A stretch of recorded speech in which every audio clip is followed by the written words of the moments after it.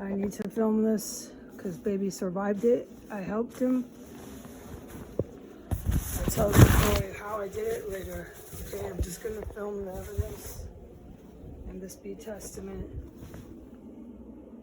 Okay, this is where my feet go on the weeks the baby was dying. As I held him in my arms, he didn't die. Okay, there's this obvious story to that. So this is the blood and poop. It was just flooding out of him from an infection that the vets knew he had, but were purposely, with intent, not giving him antibiotic. And you can see as this is like the bed, okay, where I keep my head. Okay, you can see where baby sleeps by me. Okay, and how gruesome it gets. There's more. It's just coming out of him. He would go to the bathroom trying to survive this every like 10 minutes for weeks on end. And he'd come back and blood and diarrhea would ooze out of him.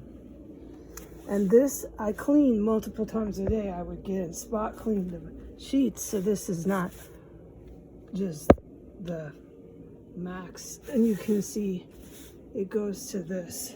And now, right now, we're at this. And this is since he started taking his medication. This is day 5. I haven't spot cleaned any of it. So a little tiny bit of blood, but it's mostly diarrhea. And you can see it's nowhere as gruesome. All right, so let's get the other one. I gotta take still photo frames of this one too. Hold on. This one is gruesome, dude. This is, you can only imagine how I was. And there's a whole story to what I did to save his life in here. To get him to at the right time. It's about timing with the fucking killers there. Terrorists, don't worry about it. I don't want to get into that. It's abstract right now. So here we are. And you can see this cat was dying. My baby, my child, beside me every night. Blood just, and this is an infection that could have easily been treated with an antibiotic. Okay? Here he is now. He's sick still. But he's looking pretty good, huh? There's a lot that I want to talk to people about on video, in real life, all that. How I saved him. And my guidance, because they were going to fucking kill my cat. I knew that a long time. I don't want to get into this. I've known that since I came to DC. And look, were we proven right? Dude. They tried to set me up at the Collins Clinic with the dirty cops and kill baby. Then the next one, they can't stop themselves here because it's called urban warfare, which was on my account. Okay? And I've learned in real life experience, when the enemy has control over the hospitals or the vets, the animal hospitals, they'll kill your fucking cat if they're the enemy, and you know what I'm saying? And that's what they tried to do. They'll kill your fucking kids too, or your grandma and your grandpa. If they have control over the hospitals and the doctors work for them to try to take over whatever territory they're fighting for. So that's what happened here. This is really gruesome. I'm going to take still photos, and I'm going to end it with this. My guidance, with all this evidence, and it's just this evidence, the actionable evidence, the documented evidence, paper evidence, all of the evidence. I'm supposed to walk away and just fucking leave it. It's the same guidance as Washington, D.C. I'm supposed to look forward, never look back after how this place looks, you know?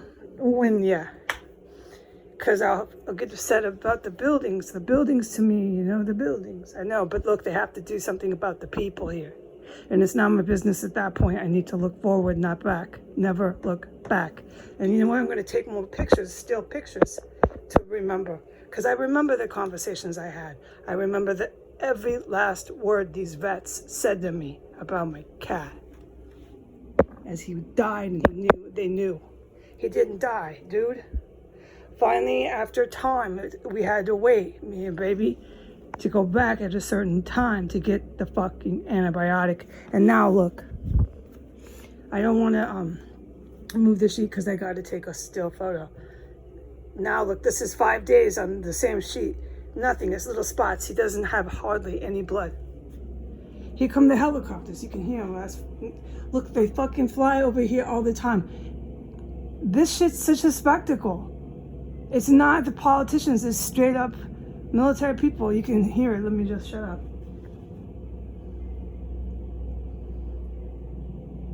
This is so fucking serious here. I'm not able to talk about anything today, even on this video, which I plan to not even put up very soon. I can't talk about the terrorist, the Alibaba terrorist, the white terrorist, or the crackhead terrorist, or the military. I can't talk about it. All right, anyways, me and baby lived through this. This is why I started the pet program, because other people I don't want to ever have to face. I mean, look, if it's happening in the vet clinics, it's happening in hospitals. But I mean, at least, you know, hey, I'm going to do a pet program, okay? And we're going to take the country and secure it so it's not happening in hospitals. So they're not killing someone's grandma and grandpa, dude. Okay, in war areas, war-torn areas, no. But right now, they're doing that. Yeah, they're trying to kill grandma and grandpa, pets, everybody. And they went after my cat. So the pet program, the civilians facing this, which is coming any day, any hour, in war-torn areas, won't have to go through that kind of trauma and panic. They'll be able to have some resources that I did with my team, whoever I meet along the way. There'll be people I have to do this with people. We'll be able to have people come and just basically rescue them and their animal, dude. So they don't have to go through this. So they can just get an antibiotic and save their dog or their cat. This is fucking total war fucking scene here. This is a goddamn crime scene on my sheets. The animal was suffering and they knew it. But don't worry, that's my guidance. Don't fucking ever look back at those vet clinics. It's not in my department anymore, okay? All right, I'm going to take still photos. Bye.